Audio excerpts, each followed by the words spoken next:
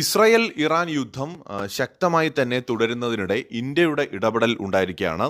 ഇതിനിടയിൽ ഇസ്രായേലിന്റെ ഡിമോണ ആണവ കേന്ദ്രത്തിന് നേരെ ഇറാന്റെ ആക്രമണം ഉണ്ടായിട്ടുണ്ട്. നിരവധി പേർക്ക് ഈ ആക്രമണത്തിൽ പരിക്ക് പറ്റിയിട്ടുണ്ട്. ഇസ്രായേലിന്റെ പ്രധാന ആണവ ഗവേഷണ കേന്ദ്രത്തിന് സമീപത്തുള്ള ദിമോണ, അരാദ് നഗരങ്ങളിലാണ് ഇറാൻ വലിയ രീതിയിലുള്ള മിസൈൽ ആക്രമണം നടത്തിയിരിക്കുന്നത്.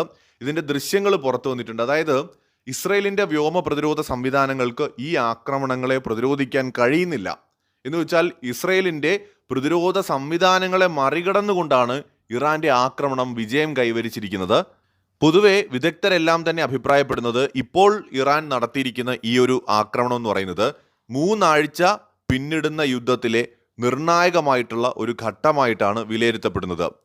ഇറാന്റെ മിസൈലുകളെ തടയുവാൻ തങ്ങളുടെ പ്രതിരോധ സംവിധാനങ്ങൾക്ക് സാധിച്ചില്ല എന്ന് ഇസ്രായേൽ സൈന്യവും ഇപ്പോൾ സമ്മതിച്ചിട്ടുണ്ട്.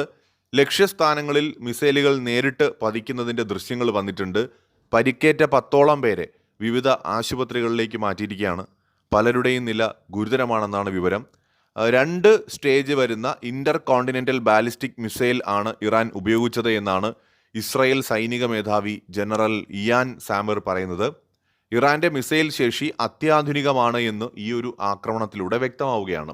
ഇതിനിടയിലാണ് ഇന്ത്യൻ പ്രധാനമന്ത്രി നരേന്ദ്രമോദിയും ഇറാന്റെ പ്രസിഡന്റും തമ്മിലുള്ള സംഭാഷണവും ചർച്ചകളും നടന്നത്. തങ്ങൾ ആണവായുധം വികസിപ്പിക്കില്ല എന്ന ഉറപ്പ് ഇറാന്റെ പ്രസിഡന്റ് ഇന്ത്യൻ പ്രധാനമന്ത്രി നരേന്ദ്രമോദിക്ക് നൽകിയിരിക്കുകയാണ്. എന്ന് മാത്രമല്ല, പശ്ചിമേഷ്യയിലെ കാര്യങ്ങളിൽ അമേരിക്ക ഇടപെടാൻ പാടില്ല, ഇവിടുത്തെ കാര്യങ്ങൾ നമുക്ക് നോക്കാം എന്നാണ് ഇന്ത്യയോട് ഇറാൻ പറയുന്നത്. എന്ന് വെച്ചാൽ അമേരിക്കയുടെ ഈ മേഖലയിലെ ഇടപെടൽ അവസാനിപ്പിക്കണം എന്നൊരു ഡിമാൻഡ് ഇറാനുണ്ട്. അതേസമയത്ത് അമേരിക്കയുടെയും ഇസ്രയേലിൻ്റെയും ആശങ്ക, കുറെ കാലമായിട്ട് അവർ പറയുന്ന ആണവായുധം വികസിപ്പിക്കൽ, അത് തങ്ങൾ ചെയ്യില്ല എന്നും ഇറാൻ ഇന്ത്യൻ പ്രധാനമന്ത്രി നരേന്ദ്രമോദിയോട് സമ്മതിച്ചിരിക്കുകയാണ്, അല്ലെങ്കിൽ അതിനെക്കുറിച്ച് ഡിസ്കസ് ചെയ്തിരിക്കുകയാണ്. ബ്രിക്സ് രാജ്യങ്ങളിൽ പ്രധാന രാജ്യങ്ങളിലൊന്നായിട്ടുള്ള ഇന്ത്യയുടെ ഈ വിഷയത്തിലെ ഇടപെടൽ തീർച്ചയായിട്ടും ഇറാൻ ആഗ്രഹിക്കുന്നുണ്ട് എന്നും വെളിപ്പെടുത്തിയിട്ടുണ്ട്. അപ്പോൾ ഇന്ത്യ ആക്റ്റീവായിട്ട് തന്നെ ഈ വിഷയത്തിൽ ഇടപെടുന്നുണ്ട്. കാരണം നമ്മുടെ ഒരുപാട് താല്പര്യങ്ങൾ ഈ വിഷയത്തിലുണ്ട്. എന്ന് വെച്ചാൽ ഇസ്രായേൽ ഇറാൻ യുദ്ധം എന്ന് പറയുന്നത് ലോങ് ടേമിലേക്ക് നോക്കിയാൽ ഇന്ത്യക്കും വലിയ രീതിയിലുള്ള നഷ്ടങ്ങൾ വരുത്തും. കാരണം ഇറാന്റെ ആക്രമണങ്ങൾ പ്രധാനമായിട്ട് ഇപ്പോൾ ഖത്തറിലും UAE-യിലും അടക്കം ഇറാൻ നടത്തുന്ന ആക്രമണങ്ങൾ പലതും അവിടെയുള്ള എണ്ണ ശുദ്ധീകരണശാലകളിലും ഉൽപാദന കേന്ദ്രങ്ങളിലുമൊക്കെയാണ്. ഈ ആക്രമണങ്ങൾ കാരണം ഇവയുടെ പ്രൊഡക്ഷൻ, അതായത് ഈ ക്രൂഡ് ഓയിലിൻ്റെ ആണെങ്കിലും LPG-യുടെ ആണെങ്കിലും ഒക്കെ പ്രൊഡക്ഷൻ വളരെയധികം തടസ്സപ്പെടുകയും അടുത്തൊരു 5-10 വർഷത്തേക്ക് അതിൻ്റെ ഒരു പ്രഭാവം ലോകത്തുണ്ടാവുകയും ചെയ്യും. ഈ എണ്ണ ഇറക്കുമതിയുടെ ഏറിയ പങ്കും വിദേശ രാജ്യങ്ങളെ ആശ്രയിക്കുന്ന ഒരു രാജ്യമായിട്ടുള്ള ഇന്ത്യയെ സംബന്ധിച്ചിടത്തോളം നമ്മുടെ സാമ്പത്തിക നയങ്ങൾക്കും താല്പര്യങ്ങൾക്കും ഇതൊരു വലിയ തിരിച്ചടിയാണ്. കാരണം എണ്ണവില ഉയരുന്നത് ഇന്ത്യയെ കാര്യമായി തന്നെ ബാധിക്കുന്ന ഒരു വിഷയമാണ്. അപ്പോൾ അതുകൊണ്ട് തന്നെ ഇന്ത്യൻ പ്രധാനമന്ത്രിയും ഭരണകൂടവും ഈ ഇസ്രായേൽ ഇറാൻ യുദ്ധത്തിൽ ആക്റ്റീവായിട്ട് തന്നെ ഇടപെട്ടുകൊണ്ട് ഇത് അവസാനിപ്പിക്കാനുള്ള നീക്കങ്ങൾ നടത്തുകയാണ്. അപ്പോൾ അതിനിടയിലാണ് ഇപ്പോൾ ഇറാന്റെ ഒരു ആക്രമണം ഇസ്രായേലിൽ ഉണ്ടാവുന്നത്. അതിന് കാരണം ഇസ്രായേൽ അതിനു മുന്നേ നടത്തിയ ആക്രമണങ്ങൾ തന്നെയാണ്. ഇസ്രായേൽ അതിനു മുന്നേ ഇറാനിൽ നടത്തിയ ആക്രമണങ്ങൾക്ക് പ്രത്യാക്രമണം എന്ന നിലയിൽ ഇസ്രായേലിന്റെ ആണവ കേന്ദ്രങ്ങൾ അടക്കം ലക്ഷ്യമിട്ടുകൊണ്ടുള്ള ഒരു ആക്രമണം ഇറാൻ നടത്തുകയും അത് പ്രതിരോധിക്കുന്നതിൽ ഇസ്രായേൽ പരാജയപ്പെടുകയും ചെയ്യുന്നു എന്ന് പറയുന്നത് ഗൗരവകരമായ ഒരു വിഷയമാണ് ഇസ്രായേലിനെ സംബന്ധിച്ചിടത്തോളം. അപ്പോൾ ഈ യുദ്ധം നീണ്ടുപോവുകയാണെങ്കിൽ കനത്ത നാശനഷ്ടം ഇസ്രായേലിനും ഉണ്ടാവും, ഗൾഫ് രാജ്യങ്ങൾക്കുണ്ടാവും, ഇറാനും ഉണ്ടാവും. അപ്പോൾ ഇതിനകത്ത് ആരും വിജയിയാവുന്നില്ല എന്നുള്ളതാണ്. ഈ യുദ്ധത്തിൽ ഒരാൾക്കും വിജയിക്കാൻ കഴിയില്ല. ഇറാൻ എന്ന് പറയുന്ന രാജ്യത്തെയും അതിനകത്തുള്ള കോടിക്കണക്കിന് മനുഷ്യരെയും ഭൂമുഖത്ത് നിന്ന് തുടച്ചു മാറ്റുക എന്ന് പറയുന്നത് സാധ്യമാണോ? അല്ല.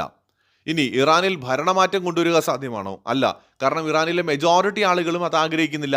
ഭരണമാറ്റം ആഗ്രഹിക്കുന്നത് അവിടെ ന്യൂനപക്ഷമായിട്ടുള്ള ഒരു ചെറിയ വിഭാഗം മാത്രമാണ്. മെജോറിറ്റിയും ആഗ്രഹിക്കുന്നത് നിലവിലെ ഭരണകൂടം തുടരണമെന്നാണ്. അപ്പോൾ അമേരിക്കയും അതുപോലെ തന്നെ ഇസ്രായേലും ആവശ്യപ്പെടുന്ന അല്ലെങ്കിൽ അവകാശപ്പെടുന്ന പോലെ ഭരണമാറ്റം കൊണ്ടുവരികയും അത്ര എളുപ്പമല്ല. അപ്പോൾ ഈ യുദ്ധം എങ്ങനെ അവസാനിക്കും? ഇപ്പോൾ ഇറാനെ ആക്രമിച്ചുകൊണ്ടിരുന്നാൽ തിരിച്ച് തീർച്ചയായിട്ടും ഇറാനും ആക്രമിക്കും. ഇപ്പോൾ ഇറാന് കുറച്ച് കൂടുതൽ നാശനഷ്ടം ഉണ്ടാവുമെങ്കിലും ഇസ്രായേലിനും ഗൾഫ് രാജ്യങ്ങൾക്കും ഉണ്ടാവുന്ന നാശനഷ്ടത്തെ തടയാൻ അവർക്ക് കഴിയുന്നില്ല. കാരണം ഇതാണ് അവസ്ഥ. ഏറ്റവും ടെക്നോളജിക്കലി വളരെ അഡ്വാൻസ്ഡ് ആയിട്ടുള്ള രാജ്യങ്ങളിൽ ഒന്നായിട്ടുള്ള ഇസ്രായേലിന് മിസൈലുകളെ പ്രതിരോധിക്കാൻ കഴിയുന്നില്ല. കാരണം എന്താണെന്ന് വെച്ചാൽ എല്ലാ മിസൈലുകളെയും ഡിഫെൻഡ് ചെയ്യാനൊന്നും അത്ര എളുപ്പമല്ല. അതിന് എത്ര വലിയ സൂപ്പർ പവർ രാജ്യമെന്ന് പറഞ്ഞാലും അത്ര ഈസി അല്ല. അതുകൊണ്ട് തന്നെ ഇവിടെ ഇസ്രായേൽ വളരെയധികം ബുദ്ധിമുട്ടേണ്ടി വരും. ഇതിനിടയിൽ ഇന്ത്യയുടെ ഇടപെടൽ വിജയം കാണുകയാണെങ്കിൽ തൽക്കാലം ലോകത്തിന് ആശ്വസിക്കാം. എന്തായാലും ഇന്ത്യ ഈ വിഷയത്തിനകത്ത് ഇടപെട്ടിട്ടുണ്ട്. ഈ യുദ്ധം നീണ്ടുപോകുന്നത് ഒട്ടും ഗുണകരമല്ല എന്നത് ഇന്ത്യക്ക് നന്നായിട്ടറിയാം. അതുകൊണ്ട് തന്നെയാണ് ഇന്ത്യ ഈ വിഷയത്തിൽ ഇടപെടുന്നത്. എന്നാൽ അമേരിക്ക എന്ന് പറയുന്ന ചെമ്മരിയാടുകളെ തമ്മിലെടുപ്പിച്ച് ചോര കുടിക്കുന്ന കഴുകൻ രാജ്യത്തെ സംബന്ധിച്ചിടത്തോളം യുദ്ധം നീണ്ടുപോയാലും വലിയ കുഴപ്പമൊന്നുമില്ല. പക്ഷേ ഇന്ത്യക്ക് അങ്ങനെയല്ല. അതുകൊണ്ട് തന്നെയാണ് ഇന്ത്യ ആക്റ്റീവായിട്ട് ഈ വിഷയത്തിൽ ഇടപെടുന്നത്. ഇന്ത്യക്ക് മാത്രമാണ് ലോകത്ത് ഒരേ സമയത്ത് ഇസ്രയേലുമായും ഇറാനുമായും അമേരിക്കയുമായും ഒക്കെ UAE-യുമായും ഒക്കെ ചർച്ച നടത്താനും ഈ വിഷയത്തിൽ ഇടപെട്ട് ഒരു പരിഹാരം കാണാനും കഴിയുന്ന ഒരു രാജ്യം. ഇപ്പൊ ചൈനയ്ക്ക് പോലും ഇന്ത്യ ഇടപെടുന്ന പോലെ ഇടപെടാൻ കഴിയില്ല. അമേരിക്കയ്ക്ക് പോലും ഇറാനുമായിട്ടൊരു ചർച്ച നടത്താൻ പറ്റില്ല. അപ്പൊ ഇന്ത്യക്ക് മാത്രമാണ് ഈ എല്ലാ കൂട്ടരോടും ഒരുപോലെ ഇടപെട്ട് ചർച്ച നടത്താനുള്ള ഒരു ശേഷിയുള്ളത്. അതുകൊണ്ട് തന്നെയാണ് ഇന്ത്യ ഈ വിഷയത്തിൽ ഇടപെടുന്നതും. മറ്റൊരു വീഡിയോയുമായി വീണ്ടും വരാം.